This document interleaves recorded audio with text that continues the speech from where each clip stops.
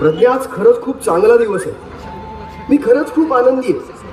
आणि तू मात्र. अरे हा काय प्रश्न आहे का? लग्नानंतर 5 वर्ष आपण ज्या गोष्टीची इतकी आतुरतेने वाट बघत होतो, तो आनंद आज आपल्या घरात आलाय. Pragya, I am really thankful to you. Really I am so happy. Thanks for what? वेडा आहेस का तू?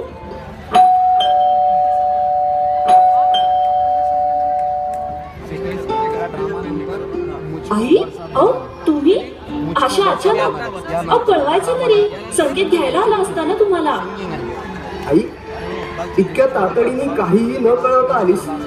अगं, फोन तरी करायचास एखादा. अरे हो हो हो, मला बोलू तरी द्या. आणि काय ग प्रज्ञा, मी म्हणते काय ते तुमच्या प्रायव्हसी मध्ये डिस्टर्ब तर नाही ना केलं? आई काय काय खरं सांगू, इतक्या वर्षांनी आपल्या घरात लहान बाळ येणार, मी आजी होणार, हा आनंदच इतका मोठा होता की तुझा फोन आल्यावर मी लगेच निघाले. मला रागवलंच नाही बघ. आई ठीक आहे, तुम्ही बसा, मी चहा आणते. आई, तू आलीस, खरंच खूप बरं वाटलं. लग्नानंतर 5 वर्षांनी का होईना आम्हाला आई आणि वडील होण्याचं सुख मिळणार. माझ्या लग्नानंतर कितीतरी वर्षांनी लहान बाळ आपल्या घरात रांगेल. त्याचा आवाज घरभर पसरेल. सगळ्या घरात आनंद भरेल. आजी आजी करत तुझ्या मागे मागे फिरून सगळं घर डोक्यावर घेईल ती. म्हणजे? अगं, तुझी नात, आमची होणारी मुलगी. म्हणजे प्रज्ञाला मुलगी होणार आहे? त्यात इतकं आश्चर्य वाटण्यासारखं काय? संकेत, लग्नानंतर इतक्या वर्षांनी मूल होणार, पण ती ही मुलगीच. त्यात काय बिघडलाय? मुलगा असो की मुलगी, आपण भेदभाव का करायचा? अरे डोकं फिरलंय का तुझं? आपला वंश, आपलं घराणं पुढे चालवायला मुलगाच हवा. तिथे मुलगी काय कामाची? पण आई, बाबांच्या माघारी मला तू सांभाळलंस, खंबीरपणे एकटीने सांभाळलंस. आणि मला सांग, काय कमी असतं ग मुलींमध्ये? संकेत, ते मला काही माहित नाही. आणि काय रे, मला शहाणपणा शिकवण्या इतका मोठा तू झालास की काय? सुनबाई, संकेत, नीट ऐकून घ्या. आपला वंश पुढे नेण्यासाठी मला मुलगाच हवा, मुलगी नको. काय? संकेत, उद्याच्या उद्या सुनबाईला घेऊन दवाखान्यात जा आणि त्या मुलीचा गर्भ. संकेत, प्रज्ञा, प्रज्ञा, प्रज्ञा. पाहिलं, मानवानं चंद्रावर पाऊल ठेवलं, आभाळाला गवसणी घातली, पण अशा चुकीच्या विचारांनीच मानवाचीच प्रगती थांबली. प्रथा होती म्हणे, मुलांच्या जन्मानंतर गावभर पेढे वाटायची आणि मुलगी जन्माला आली तर नशिबाच्या भोग मानायची. मुलगा म्हणजे वंशाचा दिवा, मुलीचा ताप कुणाला हवा? पण एक गोष्ट सगळे विसरले की वंशाचा दिवा मिणमिणत्या पंटीखेरीज पेटू शकत नाही. वंश सातत्य हवं असेल तर पंटीशिवाय, अर्थात मुलींशिवाय पर्याय नाही. अशा भयंकर समाजविघातक स्त्री जातीवर अन्याय करणाऱ्या आणि कालांतराने अवघ्या सृष्टीचा नायनाट करू पाहणाऱ्या विचारांची जळमट घेऊन शिवबाचा महाराष्ट्र नांदतोय, हे आऊसाहेबांना सहनच झालं नाही. सुनबाई, बोला नाही. आणि हल्ली तुम्ही असं सुनबाई म्हणून का मला हाक मारता? आई, मला पूर्वीसारखंच प्रज्ञा म्हणा ना. मला सांग, तुम्ही डॉक्टरकडे गेला होतात का? नाही. संकेत आणि माझा निर्णय झालाय. आम्ही या अपत्याला, आमच्या मुलीला जन्म देणार आहोत. मला वंशाचा दिवा हवाय. तुम्ही तुमचे निर्णय घेण्या इतके अजून मोठे झाला नाही. अहो, पण यात आमची काय चूक? आणि गर्भात कळी खुडणं हा फार मोठा अपराध आहे. निसर्गाच्या व्यवस्थेत आपण गैरव्यवहार करणारे कोण? मी कोण? मला उलट बोलतेस होय? तुझी जीभ हल्ली फारच चालायला लागली. आज तुला ओळख सांगते माझी. चल आज, चल आज, चल आधी तुला सांगतेस मी कोण ते. चल. आई, आयो सोडा. काय करताय आई? मला सोडा. माझी ओळख हवी ना तुला? ही बघ, ही बघ माझी ओळख. आई, आई, नका नका मारू मला. माफ करा, चुकला माझं. अहो, नका मारू मला, नका मारू. सोडा मला. वाचवा, वाचवा. आई, प्रज्ञा, काय चाललंय हे? आई, का मारतेस तिला? तिची अवस्था तरी बघ. तू गप्प बाई संकेत. सोडा मला, सोडा.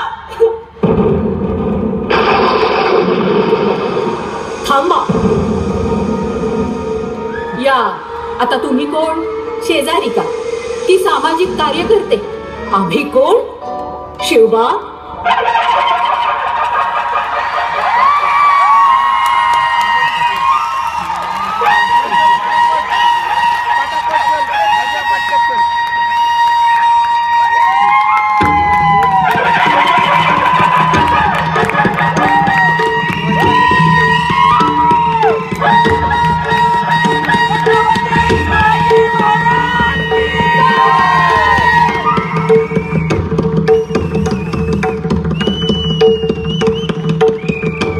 महाराज, प्रत्यक्ष तुम्ही म्हणजे आपण साक्षात जिजाऊ साहेब? होय, तुमच्या मातोश्रींच्या आणि त्यांच्या सारख्या अनेकांच्या मस्तकात ज्या जुन्या परंतु चुकीच्या विचारांचं भूत धुमाकूळ घालतंय त्याला हद्दपार करण्यासाठी आम्हास इथे यावं लागलं. आई, तुम्ही एक स्त्री असून तुमच्या सुनेलाच अशा प्रकारे वागवता, तिचा छळ करता. तुमच्या या वागण्यानं आमची मान शर्मेनं खाली जाण्याची वेळ आणू नका. कशासाठी करता हे सर्व? मुलीचा गर्भपात का? आऊसाहेब, मुलीला जन्म देऊन काय करणार? वंशाला दिवाच पाहिजे ना. खामोश. शरम नाही वाटत निर्लज्जपणे वागताना आणि बोलताना? स्त्री शक्तीचा विसर पडला की काय तुम्हाला? आमच्या उदरी शिवराय जन्मले ही आई भवानीची कृपा. मात्र मुलगी झाली असती तरी आम्ही तिला ही रणरागिणीच बनवलं असतं. स्त्रीवर बदांमल करणाऱ्या रांझ्याच्या पाटलाचे हातपाय तोडून आम्ही त्याचा चौरंगा केला. राज्य श्रींच आहे. परस्त्रीला केवळ आई मानणाऱ्या आमच्या राज्यात असा रावणशाही गुन्हा करणाऱ्या कोणाचीही आणि कधीही गय केली जाणार नाही. भेंडीत कोणी असे म्हणेलही, आम्हाला कोणाची काय भीती, आम्ही कसेही वागू, काहीही करू, चालणार नाही. राज्यात असो वा गर्भात स्त्रीचा अपमान करणाऱ्याला आम्ही सर्वांसमक्ष हत्तीच्या पायी देऊ अथवा तोफेच्या तोंडी बांधून आसमानी उडवू. आम्हाला अजूनही तो प्रसंग आठवतो. स्वराज्याच्या सीमा चौफे रुंदावत होत्या. वाढत्या स्वराज्याला धनाचीही आवश्यकता होती. शिवबानं इशारत केली आणि मराठ्यांची झडप कल्याणच्या खजिन्यावर पडली. कल्याणचा खजिना साप लुटला. प्रचंड संपत्ती स्वराज्यात आली. मात्र महाराज, कल्याणचा खजिना साफ लुटला गेला. मोठी दौलत स्वराज्यात आली. आपल्या मर्द मावळ्यांनी शर्थीनं शमशीर चालवली. महाराज, ही तर जगदंबेची इच्छा.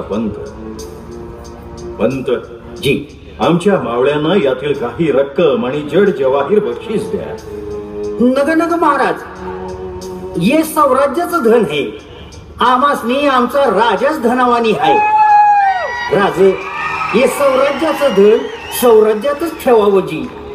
महाराज, खजिन्याची पाहणी करून पुढचा मनसुबा सांगावा. चला जी.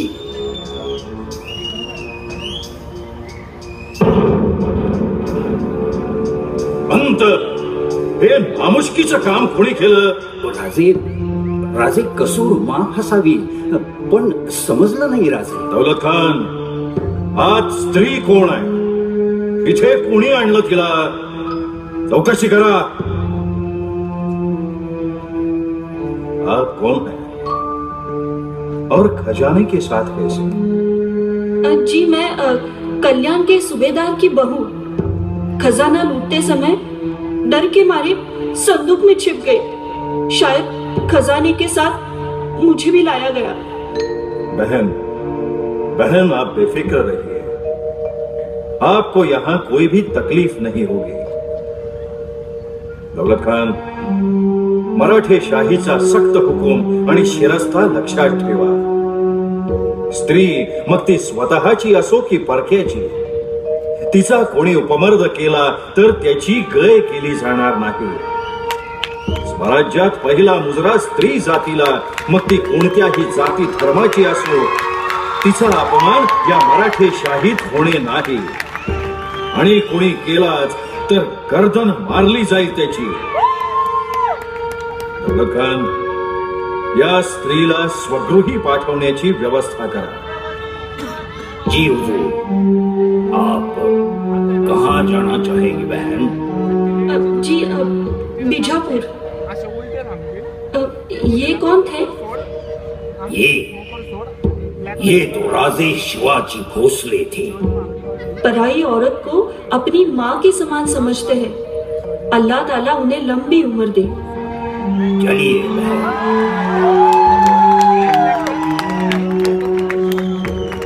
पाहिले ताई, असा आहे शिवशाहीचा शिरस्ता, आणि शिवशाहीत स्त्रियांचा मान जपला जातो.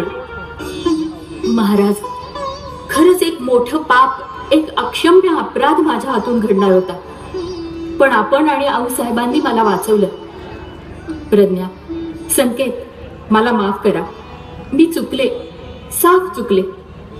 अरे, असा चुकीचा विचार प्रत्येकाने केला तर एक वेळ अशी येईल की स्त्री जातीचं अस्तित्वच राहणार नाही.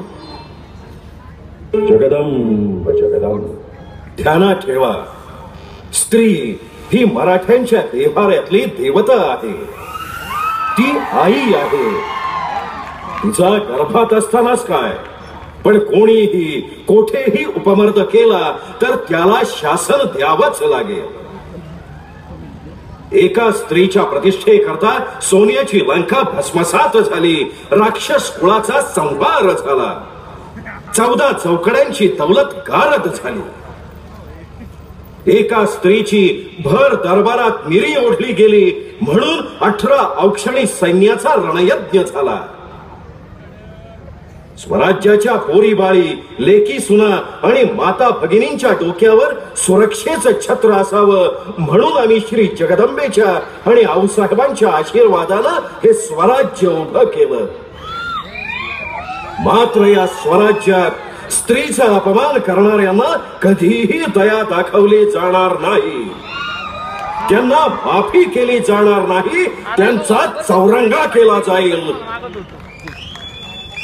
या स्वराज्याच्या पाठीशी खुद्द छत्रपती अजूनही उभे आहेत, आणि तशीच वेळ आल्यास या महाराष्ट्र भूमीवर आम्ही पुन्हा पुन्हा जन्म घेण्यास तयार आहोत.